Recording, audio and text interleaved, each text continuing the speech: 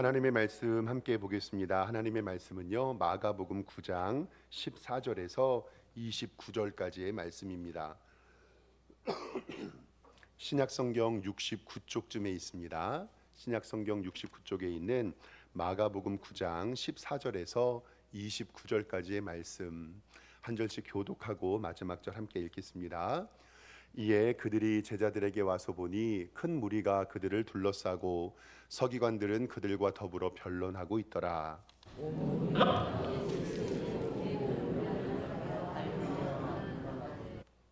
예수께서 물으시되 너희가 무엇을 그들과 변론하느냐?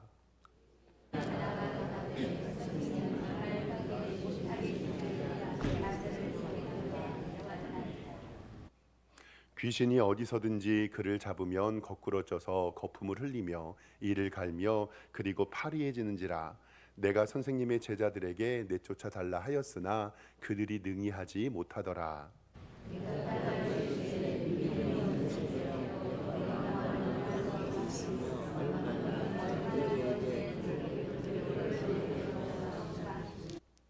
이에 데리고 오니 귀신이 예수를 보고 곧 그 아이로 심히 경로를 일으키게 하는지라. 그가 땅에 엎드려져서 구르며 거품을 흘리더라.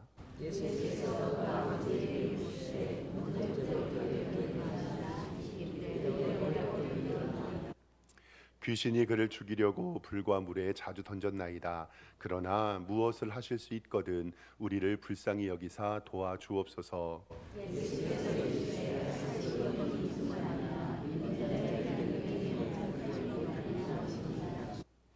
곧 그 아이의 아버지가 소리를 질러 이르되 내가 믿나이다. 나의 믿음 없는 것을 도와주소서 하더라.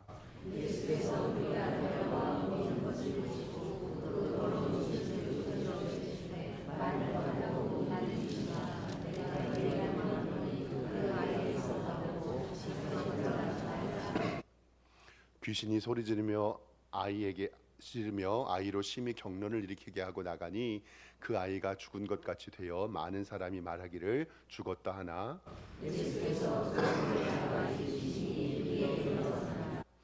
집에 들어가심에 제자들이 조용히 묻자오되 우리는 어찌하여 능히 귀신을 쫓아내지 못하였나이까? 이르시되 기도 외에 다른 것으로는 이런 종류가 나갈 수 없느니라 하시니라. 아멘. 우리 주보에 기록된 대로 오른손 높이 들고 믿음의 고백 선포하겠습니다. 나는 천지를 지으신 여호와께 복을 받는 자입니다. 아멘. 우리 옆에 있는 성도님들과 인사할 텐데요. 오늘은 이번 주가 설날이니까요. 새해 복 많이 받으십시오라고 인사하겠습니다. 네, 새해 복 많이 받으세요. 이번 한 주도 하나님께서 복 주시고 하나님의 은혜로 새해 복 많이 받으시기를 주님의 이름으로 축원합니다. 우리나라는 양력과 음력이 있어서 새해 인사를 두 번 하지요. 얼마 전에 송구영신 예배 드릴 때도 새해 복 많이 받으세요라고 얘기를 했는데 한편으로는 한 번에 더 기회가 있는 것 같아서 좋아 보이기도 합니다. 이번 주에 있는 설 명절 가족들과 만나면서 행복하셨으면 좋겠습니다. 가족 만나는 게 스트레스가 아닌 기쁨과 은혜가 가득하고 이번에 설 명절을 통해서 가족을 만나며 그리스도의 사랑을 전하고 좋은 전도의 기회가 되기를 소망합니다. 그리고 우리 성도님들의 가정에 하나님의 복이 가득 임하여 모든 가정이 임마누엘 가정 되기를 주님의 이름으로 축원합니다. 2025년 시작하면서 우리의 다짐 오늘 찬송 부르면서 전 너무 은혜가 되었는데요. 오직 나와 내 집은 여호와만 섬기겠노라. 내가 평생에 제일 잘한 선택이 있다면 예수님을 믿겠다고 다짐한 그 찬송이 정말 은혜가 되었습니다. 또한 우리 교회의 존재의 목적은 하나님만 예배하고 하나님만 섬기는 것이라는 말씀도 들었고요. 오늘은 2025년도를 어떤 믿음으로 살아야 할지를 말씀 통해서 고민을 좀 해보도록 하겠습니다. 저는 우리 성도님들의 가정과 기업, 그리고 하나님의 교회가 풍성하고 아름다운 열매가 많이 맺고 정말 술술 풀리는 은혜가 우리 성도님들의 가득하면 좋겠어요. 그래서 2025년도 하나님께서 목회자로 부르심에 감사하면서 우리 성도들을 바라보면서 더욱더 기도해야 되겠다, 간구해야 되겠다라는 생각을 합니다. 정말 2025년도에는 우리 성도님들 술술 풀리는 은혜가 있기를 주님의 이름으로 축원합니다. 아멘. 근데요, 죄악된 세상을 살아가는 우리들, 세상의 공중권세를 잡은 마귀 사탄 죄의 영향으로 우리의 삶이요 그렇게 만만치만은 않습니다. 때로는 힘들고 어렵고 아프고 고통이 있고요, 괴로운 일이 있어서 때로는 마음속에 아픔이 가득할 때도 있고요. 그러면 안 되지만 이러다 죽을 수도 있겠구나라는 생각도 하게 되는 것을 봅니다. 그럴 때 사랑하는 성도 여러분, 낙심하고 실망하기도 하지만 말씀 가운데 일어서시기를 주님의 이름으로 축원합니다. 오늘 말씀은요, 자녀가 아파서 고생하는 한 성도의 이야기가 나오는데, 이런 인생의 위기가 있을 때 어떻게 믿음으로 이기는지를 성경은 이야기합니다. 오늘 성경 본문은 여러 사람들이 모여서 자기 주장을 합니다.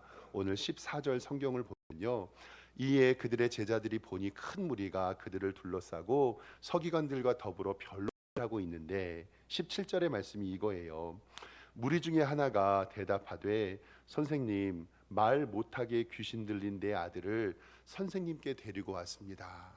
즉, 한 아이가 말 못하게 하는 귀신이 들려서 18절 말씀에 보면요, 귀신이 어디로 가든지 그를 잡으면 그 거꾸러져서 거품을 흘리고 이를 갈며 자꾸 파리해진다라고 성경은 기록합니다. 아마도 간질 같은 증세였던 것 같아요. 귀신이 그를 잡으면 거꾸러지고 거품을 흘리고 이를 갈며 자꾸 말라지는 것을 보게 됩니다. 그래서 이 예수님께 나와서 예수님, 내 아이를 고쳐주세요라고 이야기를 합니다. 근데 여기에서 바로 예수님에 온 것이 아니라, 문제는 먼저 예수님에게 부탁하기 전에 예수님의 제자들에게 내 아이를 고쳐달라고 먼저 청했던 거예요. 근데 예수님의 제자들은 그 아이의 질병을 고칠 수가 없었습니다. 그래서 예수님의 제자들은 귀신을 쫓아내지 못해서 예수님께 와서 예수님, 내 아이의 질병을 고쳐주세요라고 기도하고 있습니다. 예수님께서 내쫓지 못한 제자들과 그들에게 말씀하시는데요, 오늘 19절 말씀에 이렇게 기록하고 있습니다. 대답하여 이르되 믿음이 없는 세대여. 그 귀신을 쫓아내지 못한 제자들에게 믿음이 없는 세대여라고 이야기하면서 내가 얼마나 너희와 함께 있으며 얼마나 너희에게 참으리요, 그를 내게로 데려오라라고 말합니다. 즉, 제자들의 믿음의 없음을 꾸짖으시며 내가 이제 십자가에 못 박혀 공생애가 마무리될 텐데 내가 너희들과 언제까지 함께 있겠느냐, 정말 믿음을 가져라 라고 예수님께서 제자들에게 말씀합니다. 믿음이 없는 세대여, 믿음을 가져라 라고 얘기를 합니다. 예수님은 제자들을 향해 믿음이 없다, 그리고 지금은 믿음이 없는 세대다라고 책망하십니다. 즉, 귀신을 쫓아내며 병을 고치는 것은 믿음과 연관이 있음을 예수님께서는 우리에게 알려주십니다. 즉, 믿음이 있으면 우리도 예수님이 하실 수 있는 일을 할 수 있지만, 믿음이 없으면 우리는 예수님이 하시는 일을 할 수 없다는 것이 성경의 진리입니다. 예수님께서는 이 아이를 데려오라고 말씀하십니다. 아이를 보니 심하게 경련을 보이고 땅에 엎드려져서 거품을 냅니다. 그리고 예수님께서 이 아이의 아빠에게 물어봅니다. 이 아이가 언제부터 이렇게 아팠느냐라고 물어봅니다. 근데 아버지가 뭐라고 대답하냐면, 어렸을 때부터 귀신이 물과 불에 던졌습니다 라고 얘기를 한 거예요. 내 아이가 병들어서 죽게 되었는데 언제부터 아팠냐면요, 예수님, 어렸을 때부터 아팠어요. 이것은 뭐냐면 내 아이가 날 가능성이 없습니다. 어렸을 때부터 아팠습니다 라고 이야기를 하는데, 이 아버지에게는요 믿음이 있어요. 22절 하반절 말씀에 성경을 보면요 어떻게 기록되어 있냐면, 그러나 버트라고 얘기하잖아요. but 무엇을 하실 수 있거든 우리를 불쌍히 여기사 도와주옵소서라고 이 아이의 아빠는 예수님에게 얘기하는 거예요. 예수님, 내 아이의 자녀가요, 어렸을 때부터 아파서 많은 사람들은 고칠 수 없다고 이야기합니다. 그러나 예수님께서는 무엇이든 하실 수 있사오니 나를 불쌍히 여겨서 내 아이를 고쳐 주옵소서라고 기도하는 거예요. 오늘은 딱 두 가지만 살펴볼 건데, 여기에서 믿음의 가장 중요한 첫 번째가 뭐냐면요, 하나님은 무엇이든지 하실 수 있는 것을 믿는 것이 바로 우리의 참 믿음입니다. 뭐라고요? 하나님은 무엇이든지 하실 수 있다는 것을 믿는 것이 우리의 믿음입니다. 이것은 정말로 중요합니다. 예수님은 우리들에게 믿음이 없는 세대라고 이야기하는데, 믿음이 있다고 하는 것은 하나님이 무엇이든지 하실 수 있다고 믿는 것입니다. 왜냐하면 내 아이가 어렸을 때부터 아팠어요. 세상의 의사들과 세상의 사람들은 우리 아이를 고칠 수 없다고 합니다. 그러나 예수님께서는 무엇을 하실 수 있거든 우리를 불쌍히 여기사 내 자녀를 고쳐 주시옵소서라고 이 아버지는 예수님께 이야기하고 있습니다. 우리의 일반적인 상식으로 할 수 없다고 이야기하는 것을 하나님은 무엇이든지 하실 수 있다고 믿는 것이 바로 우리의 믿음임을 꼭 기억하시기를 주님의 이름으로 축원합니다.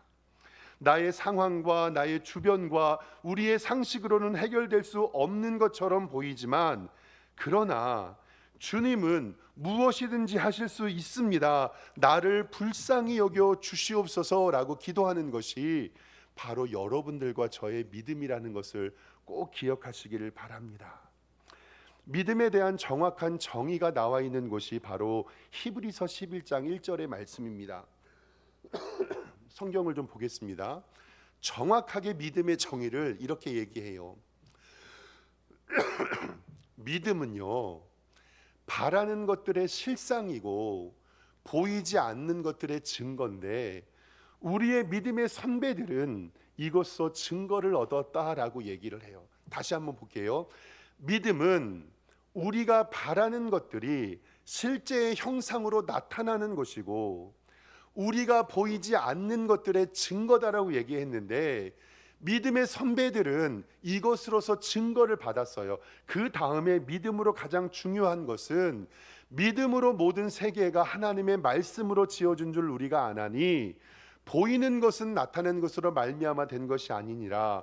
왜 우리가 기도할 수 있느냐면, 믿음은 우리가 바라고 소망하는 것들의 실제며 보이지 않는 것의 증거고, 믿음의 선배들은 이로써 증거를 받았기 때문에 성경은 믿음이 우리가 꿈꾸고 소망하고 바라는 것들이 실제가 되고 그것이 우리의 증거가 되는 것을 말합니다.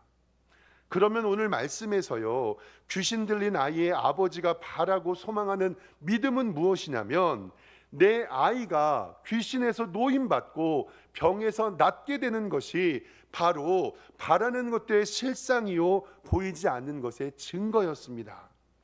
그래서 예수님께서는 제자들에게 믿음이 없는 세대에게 믿음이 없는 세대여 라고 말씀하시는 것은 뭐냐면, 이제 제자들은 바라고 소망하고 꿈꾸지 않았고 그것을 증거로 삼지 않았기 때문입니다.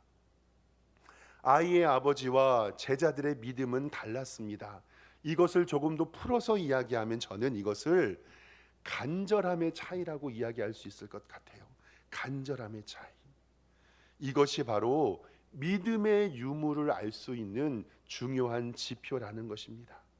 즉 우리의 믿음, 얼마나 하나님 앞에 간절하냐, 그것으로 하나님 앞에 어떻게 기도하느냐가 바로 우리에게 달려있는 것임을 성경은 우리에게 말씀하고 있습니다. 하나님은 무엇이든지 어떤 것이든지 하실 수 있다는 믿음, 그리고 그 신뢰, 그 간절함, 믿음의 궁극은 모든 세계가 하나님의 말씀으로 지어준 줄 믿고 창조하신 하나님이 지금도 나를 위하여 일하시니 내가 하나님께 간구할 때 하나님께서 내게 응답하여 주신다라는 것을 믿는 믿음입니다. 믿음은 바라는 것들의 실상이요 보이지 아니하는 것들의 증거라는 사실을 2025년도에 믿으시기를 주님의 이름으로 축원합니다. 이 아이의 아버지가 그러나 예수님은 무엇인지 하실 수 있으니 우리를 불쌍히 여겨 주시옵소서. 바로 이것이 우리의 기도의 첫 번째가 되어야 되는 것입니다. 불쌍히 여겨 주시옵소서. 나를 불쌍히 여겨 주시옵소서. 그때 예수님께서 이 아버지에게 말씀하시는데 23절에 기록되어 있습니다. 예수께서 이르시되 할 수 있거든이 무슨 말이냐? 믿는 자에게는 능히 하지 못할 일이 없느니라. 그 아이의 아버지의 믿음을 칭찬하시면서 걱정하지 마. 너는 할 수 있어. 믿는 자들에게는 능치 하지 못할 일이 없다라고 우리에게 말씀합니다. 예수님께서는 이 아버지에게 무슨 말이냐? 너는 믿음이 갖고 있으니 믿음을 갖고 있는 사람은 할 수 없는 일이 없다. 믿음을 가져라. 말씀을 믿는 자에게는 능히 하지 못할 일이 없다라고 우리에게 말씀합니다. 여기서요, 이 아이의 아버지의 믿음이 발현됩니다. 24절 말씀 성경을 보겠습니다. 곧 이 아이의 아버지가 소리질러 이르되 내가 믿습니다. 그런데 주님, 나의 믿음 없는 것을 도와주소서. 저는 믿습니다. 그런데 이 문제에 해결하실 수 있는 분은 누구시오니? 예수님이시오니 나의 믿음 없는 것을 도와주소서. 나는 연약한 인간이오니 주님 내게 믿음을 주옵소서라고 간구하는 것이 바로 우리의 믿음이라고 성경은 이야기하고 있습니다. 사랑하는 성도 여러분, 믿음 가지고 계십니까? 여러분들의 가정에, 여러분들의 교회에, 여러분의 기업체에 여러분들이 꿈꾸고 소망하고 이루어지는 것을 믿는 믿음과 간절함이 있으십니까? 정말 그 믿음대로 이루어지기를 주님의 이름으로 축원합니다. 만들어진 재밌는 이야기일 것 같은데요, 우리 성도님들께 한번 말씀 좀 드리겠습니다. 요즘 상가에는요 개척교회가 많이 있잖아요. 한 상가가요 이 건물에 개척교회로 들어갔어요. 근데 조금 위치가 안 좋았어요. 1층은 술집이었고 호프집이었고 2층은 단란주점이 있었어요. 그리고 3층이 교회였거든요. 근데 우리가 일반적으로 생각을 할 때 교회 위치가 좀 좋지 않잖아요. 근데 제가 청년 시절 사역했던 교회도 이랬었어요. 얼마나 교회가 위치가 안 좋았냐면 지하 1층은요 단란주점이었어요. 그리고 1층은 호프집이었고요.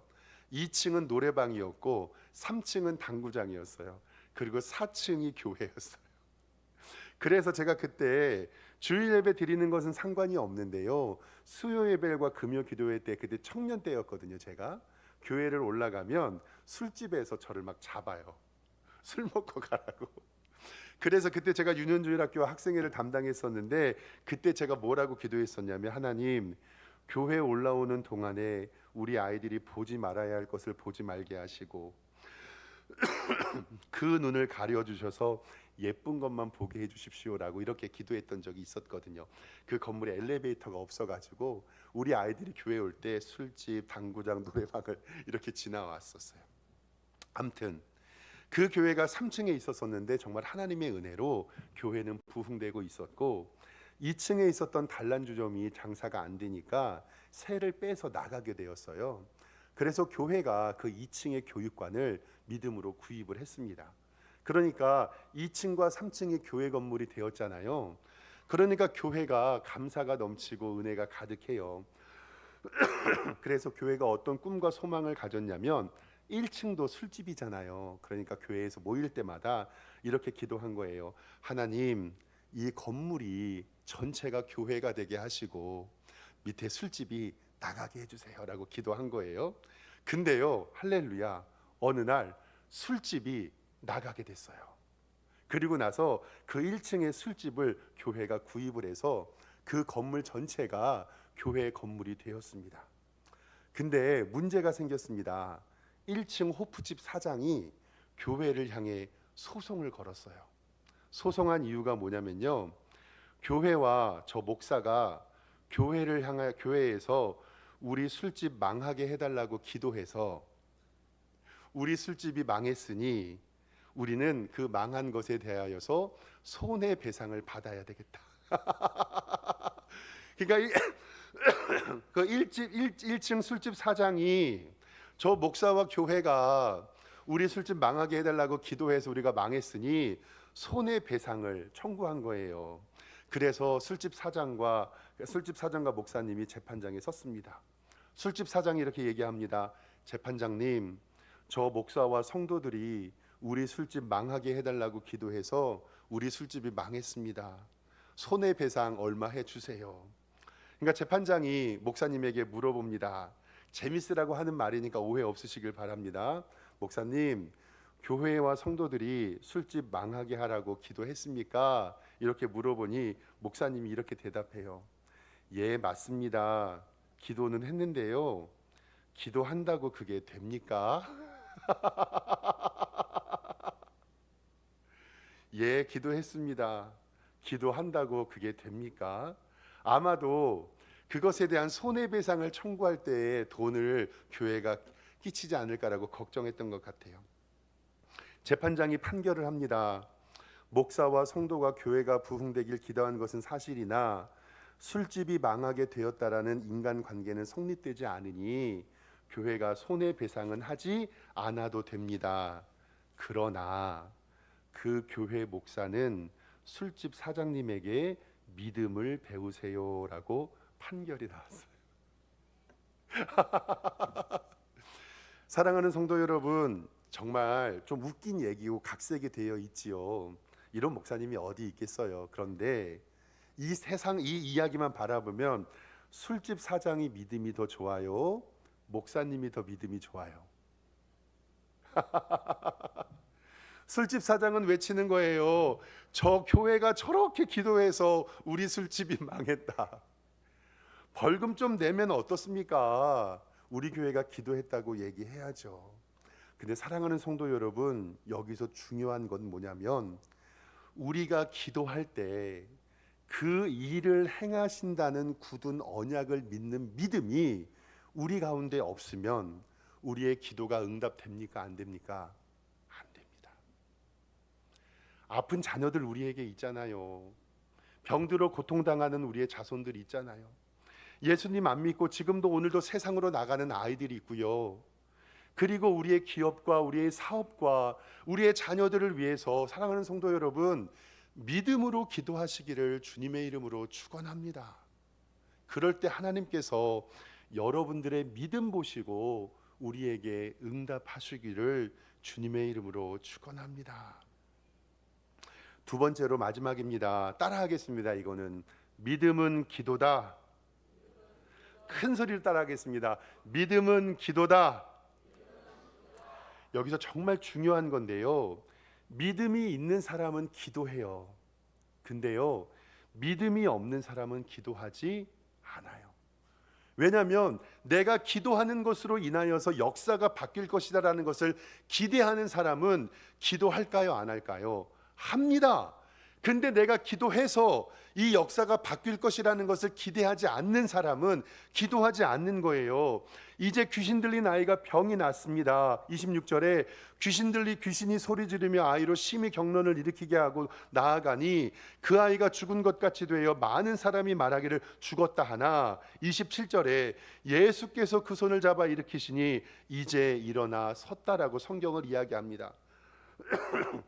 이제는 예수님의 제자들이 궁금한 거예요.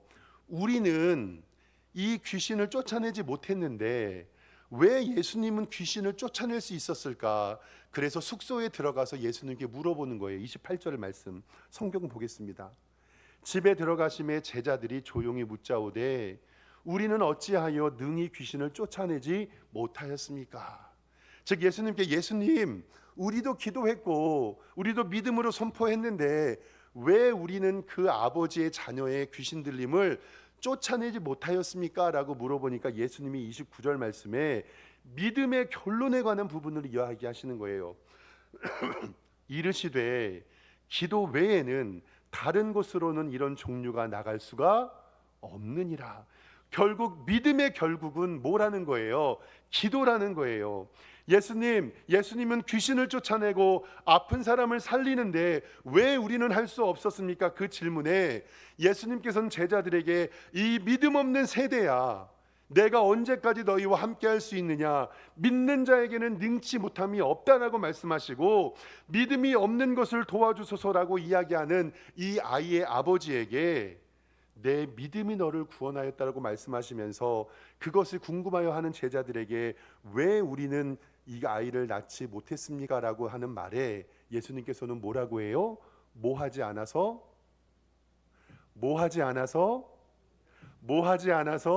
기도하지 않아서요. 결국 믿음은 기도다. 믿음이 있는 사람은 기도하지만 믿음이 없는 사람은 기도를 하지 않습니다. 기도한다는 것은 나의 환경과 나의 주변과 나의 여건을 하나님께서 바꾸어 주실 수 있다라는 믿음이 있고 무엇이든 하실 수 있다는 믿음에 기인하여서 나의 기도의 제목을 누구에게 아뢰는 겁니까? 하나님께 아뢰는 겁니다. 그런데 기도하지 않는다는 것은 하나님에 대한 믿음과 신뢰가 없는 것입니다. 내가 기도한다고 진짜 될까? 새벽 예배 뭐 하러 나가? 그 시간에 잠이나 더 자야지. 금요 기도회 뭐 하러 나가? 그 시간에 유튜브나 넷플릭스 보는 게 더 좋은데. 수요 예배 뭐 하러 나가? 내일 출근해야 되는데. 사랑하는 성도 여러분, 정말 우리 성도님들의 삶이, 여러분의 가정과 여러분들의 자녀와 여러분의 직장이, 그리고 우리 교회가요, 정말 기도할 필요가 없는 상태입니까? 너무나도 안정되어 있고 편안한 상태이고 내가 기도하지 않아도 우리의 가정과 기업과 우리의 자녀들이 술술 굴러가고 계십니까? 그러면 기도 안 하셔도 됩니다.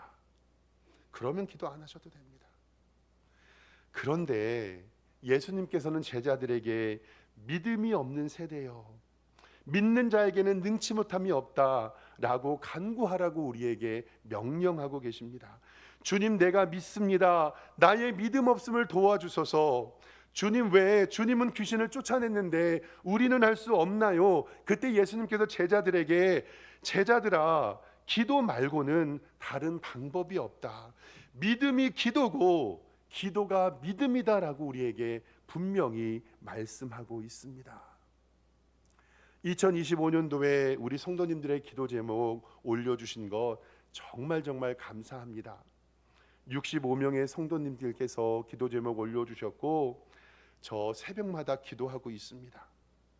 우리 성도님들의 간절한 기도 제목 바라보면서 내 아들이 병들어 죽게 되었는데 내 아이를 고쳐달라고 이야기하는 우리 성도들의 기도의 제목이 그 가운데 있는 것을 기억하고 또 기도하고 하나님 앞에 기도하려고 합니다. 믿음은 기도라고 말씀하신 하나님의 말씀 붙잡고 믿음으로 기도할 때 저는 우리 성도님들의 기도에 하나님께서 응답해 주실 줄 믿습니다. 왜냐하면 믿음은 바라는 것들의 실상이고 보이지 아니하는 것들의 증거라고 우리에게 분명히 말씀합니다. 먼저 2025년도를 시작하는 우리 성도들에게 믿음 가지고 기도하는 한 해 되시기를 주님의 이름으로 축원합니다. 각자의 처소에서 기도할 수 있으면 제일 좋겠죠. 근데 저는 목사잖아요.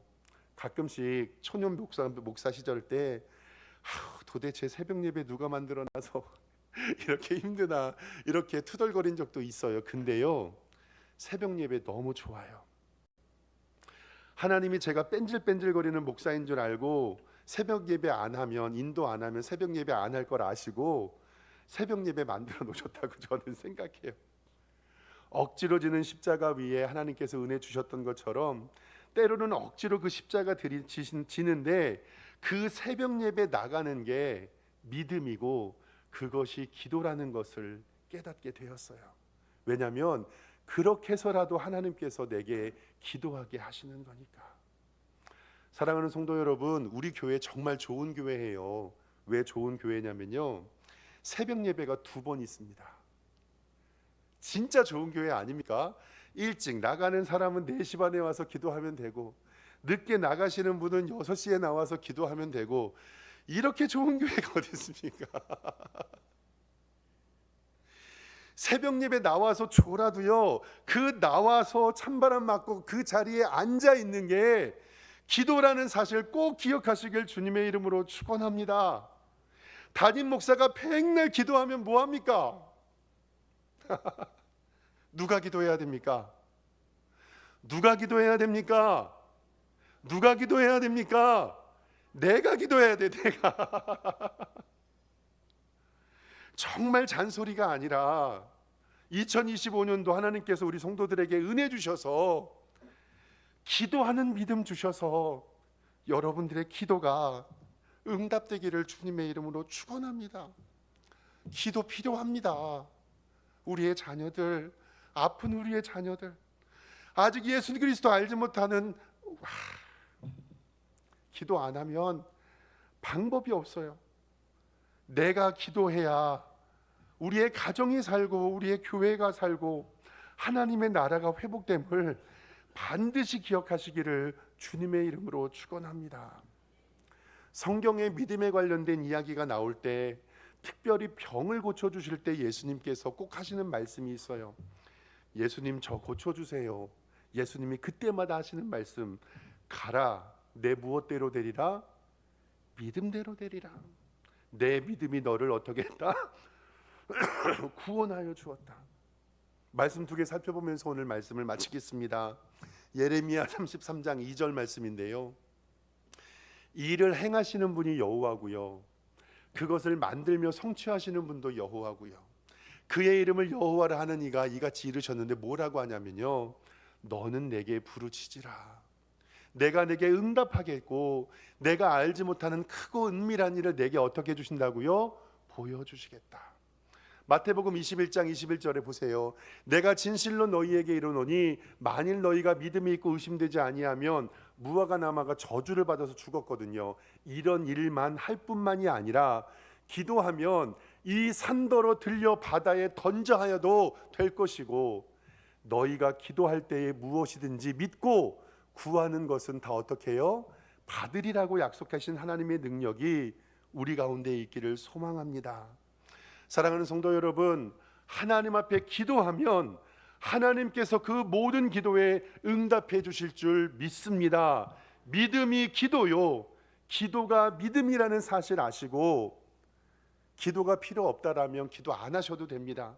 그러나 우리의 가정에, 우리의 자녀에게, 우리의 기업 위에 하나님의 교회의 기도가 필요하시다면 억지로 십자가 지셔도 좋으니 기도의 자리에서 하나님께 간구하는 여러분들과 제가 되기를 주님의 이름으로 축원합니다. 기도하겠습니다.